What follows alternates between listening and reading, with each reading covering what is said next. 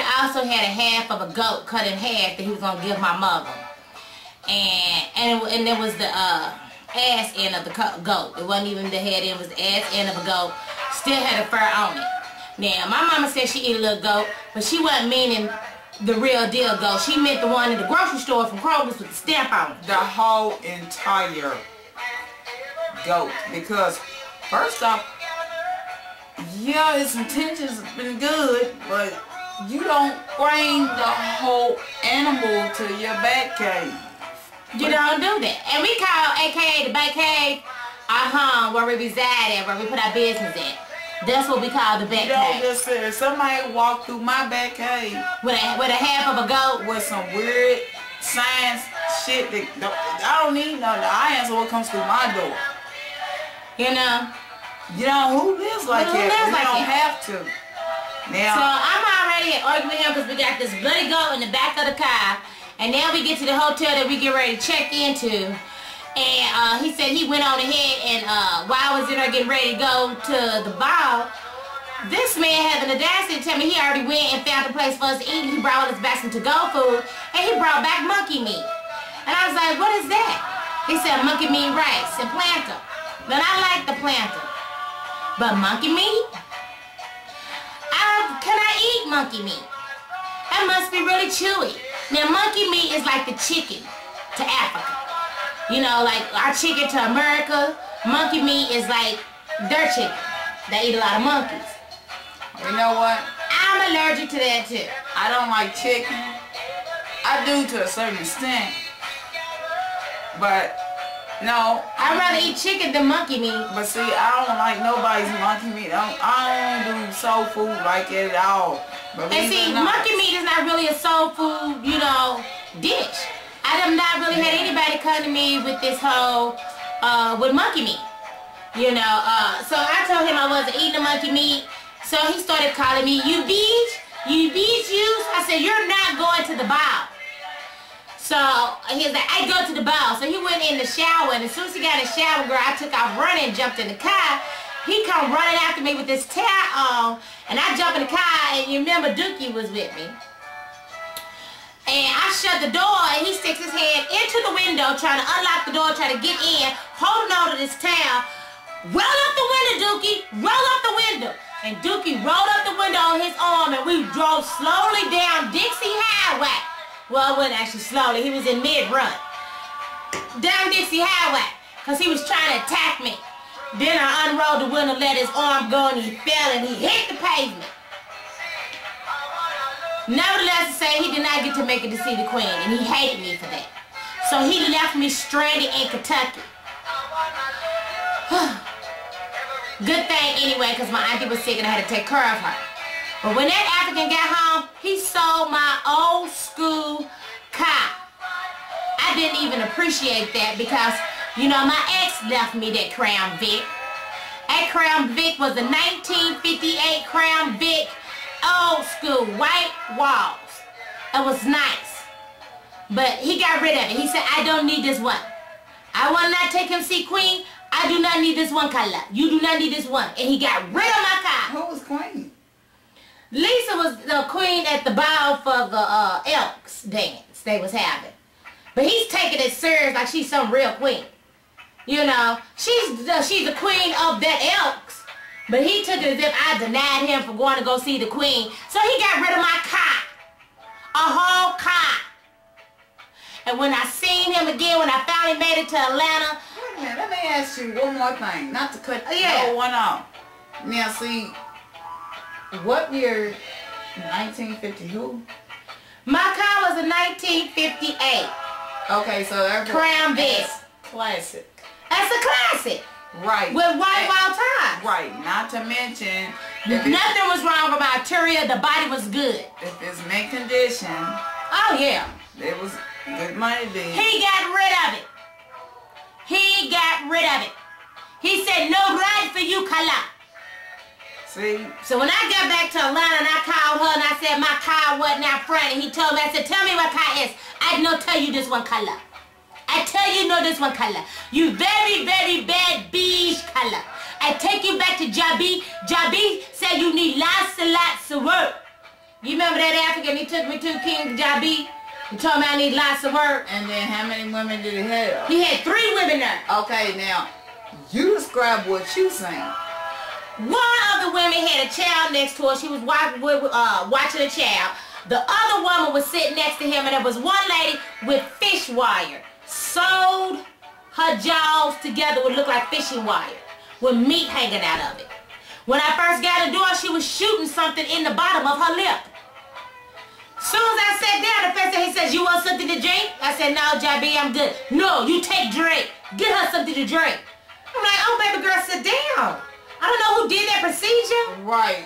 She said, "I have procedure here." You don't need, if you don't feel comfortable in your atmosphere or whoever you around, no. Okay, it's probably they way and they hospitality. That's right. But if you're slobbing from your mouth and your face is sewed up, you shouldn't have to get me nothing to drink. I need to get you something to drink. Then when I asked her, I said, "Well, did you have that surgery here?" She didn't say anything. I said, "Baby, did you?" She still didn't say nothing. He said, "You may speak." She said, "I have procedure here." So he sewed this girl's mouth up, her jaw, and she's going to bring me something to drink? I said, "Oh, no. He said, "You do not put fist to footy. If he hit you back, if he hit you," I said, "Hit me on my back." He said, "If you hit you on your back, you pray. You pray and you ask the Lord to make you better wife, to make you better woman." Yeah, see, this is my way of thinking, my theory, and what I know. What would you tell Johnny? And what I live. First off, you don't put your hand on no woman, no matter if it's like that. I don't care if you got to leave in the middle of the night, it goes whoever. But don't ever put your hand on a woman. Especially one that's been always there for you. Even if you know you just don't even like it personally. Just because I won't eat your cow hooves and monkey meat? Right. I'm judging your ass. So he brings my mama this half a goat. And she tells him, "Don't nobody want to ride with a hot sticky goat in the back of their trunk of their car with their suitcases." So, you know, that's the reason why I left his ass. And so he was upset at me because I left him and he did not get to go see the queen like he had wanted to go see. And so I left him with a big ass attitude and he showed my old school. Biscuit left me that old school car and that bastard sold it because he don't want to believe in my ways. So, you know, I told him he had a demonic spirit around him. And he's like, "Kala, I'm tired of you to talk about this one. This Jesus one, I do not like this Jesus one. You talk about this one." I said, "You know what? I rebuke you in the name of Jesus. Your soul is baked." So I took my holy water out. And I started to sprinkle holy water around the house to chase the demon out because that man has lost his man. He's got rid of my car. And I got down to prayer. Tell me when I told him all I wanted him to do was to accept Jesus in his life as his Lord and Savior. I don't give a damn that he's Muslim. He smacked my Bible out my head. And it smeared against the wall and left a black mark. And who does it? Now I've never disrespected his rug that he prays on in his dress. None of that. But when he smacked my Bible out my head, I took my other hand and I smacked him with the Beatitudes. And don't forget, you know I gave him some of the 10 Commandments. By this time, when I had him in a corner, only thing he could do was pucker up and spit. I've never been spit on a day in my life. But some of that shit got on me. I got so dang on me that I rose up off of his body. It was like I levitated off his body. And right there sat the trash can with all the garbage that was set in the garbage that I cleaned out the refrigerator. So it was all this old food and old goat that he's been cooking. And I took that bag of garbage and I wore his ass out. It was garbage all over the front. It was garbage all over the front room. And he was just, "Kyle, I know you do this one." Said, "You ever pucker your lip up to me to spit? You don't spit on American. You don't spit on women. You don't spit, period. I think it's trifling. And if somebody spit towards you and doesn't get spit on you, what would you do?" Me personally, my honest opinion, right now, they can't answer and speak and think for themselves, but if anybody spit on you, they're saying, hey, you gotta put the Buddha down. It was you know time for me to put the Buddha down. The big boots. These boots was made for walking. If you spit on somebody, what does it tell you? It tells you need to kick it in. Right. Especially, I ain't done nothing wrong. You ain't done nothing. I was shoving Pepsi cans. I was smushing plantar skin all in his face. I was crushing cans on his forehead. And I just sat on top of him and I wore his ass out. Let that be his last time he ever pucker up the spit on an American person. I think it's nasty. New York started that shit with that Flavor shit. I think it's trifling and we don't believe in that. So if you're thinking about puckering and spitting on any damn body out here this way, believe me, you won't get your lips busted and I'm gonna eliminate them lips. You understand me? So Foodie the booty this motherfucking shit, I will beat that motherfucking ass. Don't play. But see, then you also gotta look at. But see, he says that I was wrong and disrespectful. No, but wait a minute. Because I was a woman with my own opinion. Check this out. You are also somebody's mother, sister, aunt, some female in your family. You would not want them to sit there and do no crazy, jump off like that. Here I am. You sold my car. You say you don't want to talk about this one. And when I'm sitting on top of you, wearing your ass out, you pucker the spit. Don't take it like, it don't take it.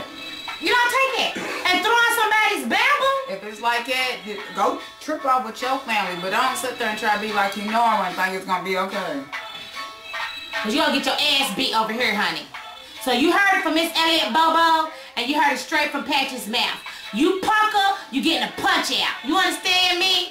So come with it, because I'm not with it. You'll see me in your cities or anywhere where you at, I will be there. And if any of y'all people that feel like women are too opinionated and y'all think y'all gonna put y'all lips together to pucker the spit or ball up to put fists to them, as he would say, well, this is what's cracking with me. If I catch any one of y'all men putting their hands on any woman, I don't even have to be me, personally. I go out of an out-of-body experience and I go ape shit. And I'm gonna beat the hell out of you. And I'm gonna get me and whatever other females is with me and we're gonna jump your ass. So keep your hands to yourself. That's all this message was about. And I'm telling you, this story has been a touchy story. That's why we had did a special on it from Candy's channel all the way down to my channel. I don't put up with abuse. I don't like abuse of any shape, fashion, or form. But I'm no victim. I believe in fighting for the things that I believe in. And you're not putting your hands on me. I'm not putting your hands on you. Refuse to be scared of anything. We ain't scared. So if you got a man that's beating your ass over there and you scared, give me a phone call. Facebook me, Patches Wells. I might come to your town and beat that ass. You heard? So, on that note, good night. Good night. Stay strong. And don't forget to tell a friend, to tell a friend, to tell their mama, tell their daddy, tell their cousin to subscribe to Life with Cousin Patches. That's what's cracking with you. Smooch your sugar. I think it's cute. That was Bobby.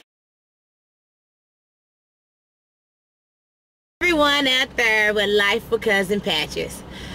Hey, y'all heard about fast food? Well, I got some fast food for thought. Here I am in Georgia and I runs into my very dear best friend, Miss Josephine. Hi. And I figured we might as well stop and do a drive-by food for thought. Foodie story, we got to get her take on the story, but y'all can kind of see how this man was, because it wasn't just me. He was a jerk. Wasn't he a jerk? Yes, he was a jerk. I tell you, now, I'm not saying that all Africans are a jerk or whatnot, but he was a jerk. His English was real poor, but he got me in, and you had told me something in the beginning, because he was buying me all this stuff, remember? And he was like, them things come at a price. Stereos, and he was just giving me all kinds of expensive gifts and stuff. And I was like, oh yeah, I can get with this. I can get with this. Now, he's Muslim. I'm Baptist. I ain't saying anything wrong with that. But I celebrate all the holidays. Every one of them. And Miss Josephine could be a witness for that. Well, she's my buddy, and we likes to go out and kick it from time to time. And once I've gotten this relationship with Foodie, he felt like, I should have no freedom. He felt like I shouldn't go nowhere. He'd be like, no, you Josephine, you're out there hot lady. I don't like hot girl. You're a hot girl. You go nowhere, Kala. I'm from America. We go where the hell we want to go. That's right. He even tried to put her out one time. Didn't he try to put you out one time? Told me to leave. I said, I'm not going nowhere. I can't see my friend. He was like, she won't leave. He said, I told her bye. She said she was not leaving. I said, well, she's not going nowhere. That's my dog. This particular day took around the holidays time. This is like a week or so before Christmas. Yes. And we was getting ready to go to the Omega Sapphire house because we used to go party with the Q dogs all the time.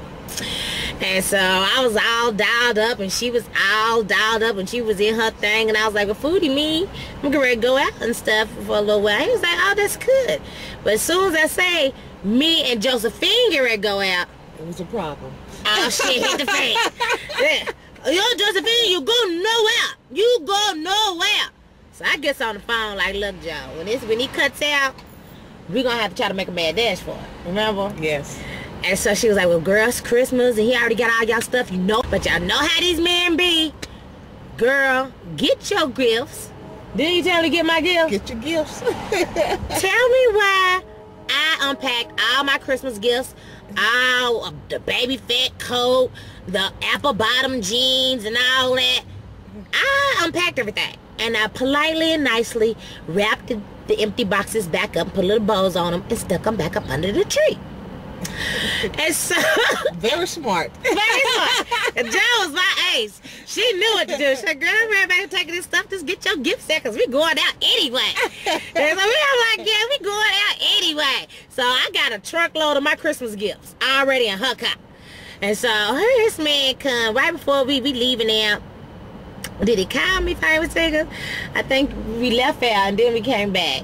And then that's when the fight had began. Yes. So she heard all the stuff beforehand. So she came to get me and he was already gone. We made a mad dash to leave.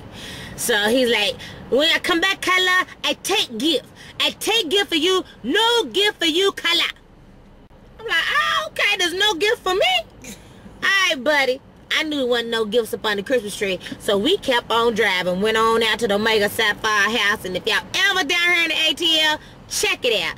Them Q dogs, they know how to party. Party. Yeah. Party. Yes, honey. And we had some good times there.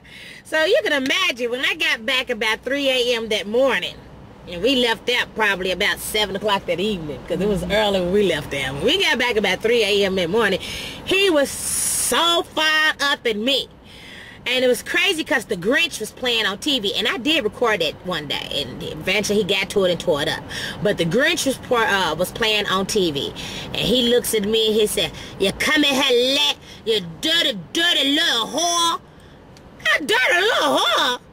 You dirty little whore, you been out there, Joe. You and Joe been doing hot stuff. You're hot. No gifts for you, Kala. I take gift. And he charged the tree. And he was charging the tree and he was going to snatch up my gifts. But honey, when he ran for that tree, he slid in and grabbed that empty box and was no way to it and hit his head on the door. Honey, he was like, no gift. He got to turn the papers up and turn open the boxes. There was nothing in there. We had already got our gifts up out of there. He was so bad at me.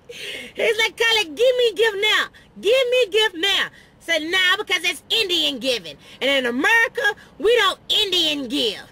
And, oh, honey, how I settled that argument, I just took the tags off the back of his car and kept them. And until he was able to rewrap all that torn paper, so it kind of looked like puzzle pieces all on the Christmas paper because it took like a whole lot of tape and different pieces. And after he put all them gifts back together for the kids, then I let him have his license plates back so he can drive off. Because I don't care about you turning it up and put it back together because my kids are going to have Christmas. And that's how hard I fight. I fight for the ones that I love.